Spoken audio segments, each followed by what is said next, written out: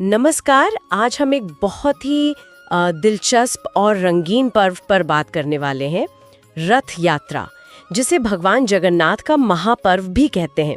तो हमारे पास जो भी जानकारी है, आइए उसे थोड़ा करीब से समझते हैं। जी नमस्कार। बिल्कुल, रथ यात्रा एक बहुत ही महत्वपूर्ण उत्सव है।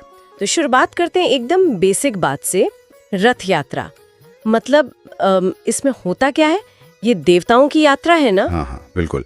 ये 3 मुख्य देवता हैं, भगवान जगन्नाथ, उनके बड़े भाई बलभद्र और उनकी बहन सुभद्रा। इन तीनों की यात्रा होती है विशाल, खूब सजे हुए रथों पर। और मुख्य उत्सव तो जैसा आपने कहा, पूरी उड़ीसा में ही होता है। हाँ, पुरी का नाम तो सबसे पहले आता है।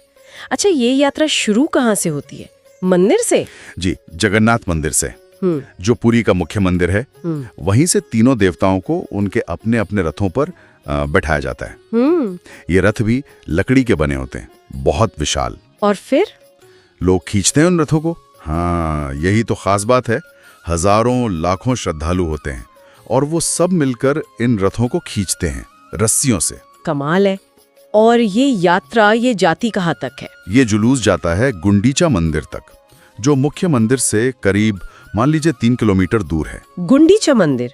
ये कौन सा मंदिर है? माना जाता है कि ये भगवान जगन्नाथ की मौसी का घर है। तो देवता वहां जाते हैं और करीब 1 हफ्ते के लिए वहीं रुकते हैं। अच्छा, 1 हफ्ते के लिए? फिर वापसी भी होती होगी, जाहिर है। बिल्कुल। 1 हफ्ते बाद ठीक वैसे ही एक बड़े जुलूस में देवता वापस मुख्य मंदिर लौटते हैं।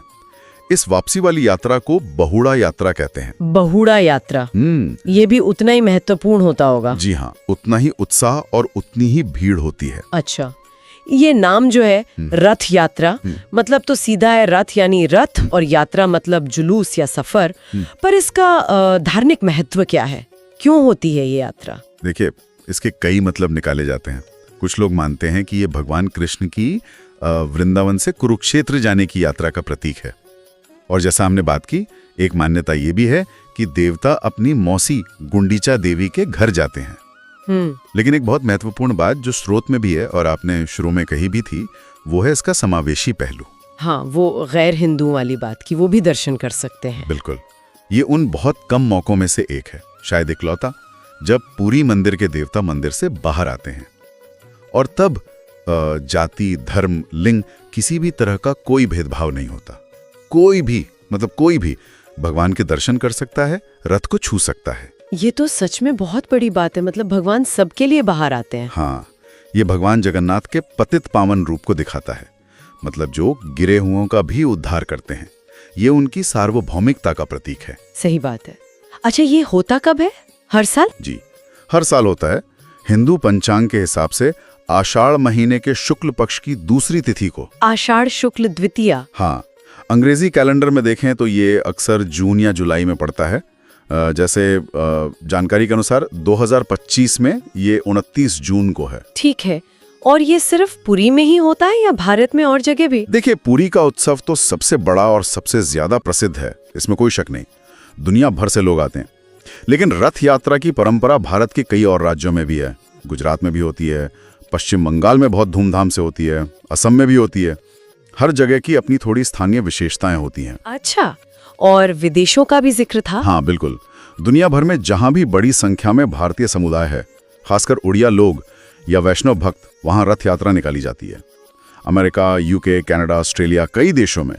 और इनमें से बहुत से आयोजन ISKCON यानी international society for Krishna consciousness करवाता है। हाँ, ISKCON का नाम तो सुना है। जी, तो ये अब एक तरह से वैश्विक उत्सव बन गया है।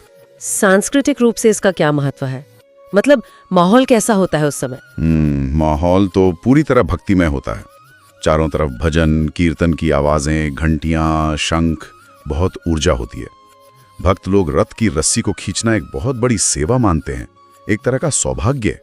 कहते हैं इससे बहुत पुण्य मिलता है, मोक्ष मिलता है। सेवा भाव? हाँ, सेवा और समर्पण। ये सिर्फ एक धार्मिक जुलूस नहीं है, ये एक बहुत बड़ा सांस्कृतिक समागम भी है। कला, संगीत, भक्ति, सब कुछ एक साथ देखने को मिलता है। तो कुल मिलाकर देखें तो रथ यात्रा सिर्फ देवताओं का एक जगह से दूसरी जगह जाना नहीं है। ये भगवान जगन्नाथ, बलभद्र और सुभद्रा का अपने भक्तों के बीच आना है। पुरी से गुंडीचा मंदिर जाना, फिर बहुड़ा यात्रा से लौटना और सबसे बढ़कर इसका वो समावेशी रूप जहां हर कोई बिना किसी भेद के शामिल हो सकता है, और ये अब दुनिया भर में फैल चुका है। बिल्कुल सही कहा आपने। भक्ति, संस्कृति और समुदाय का अद्भुत संगम है ये। हाँ। और जैसा स्रोत में भी इशारा है, लोगों की दिलचस्पी सिर्फ उत्सव में ही नहीं बल्कि उसके पीछे की चीजों में भी है। जैसे ये विशाल रथ बनते कैसे हैं, हर साल नए रथ बनते हैं, उनकी सजावट, उनका आकार, उनकी बनावट की कला, ये सब अपने आप में कमाल है। हाँ, ये सोचने वाली बात है। बिल्कुल। और इस सदियों पुरानी परंपरा के पीछे और ना जाने कितनी कहानियां, कितने रीति रिवाज जुड़े होंगे जिनकी परतें अभी खुलना बाकी हैं।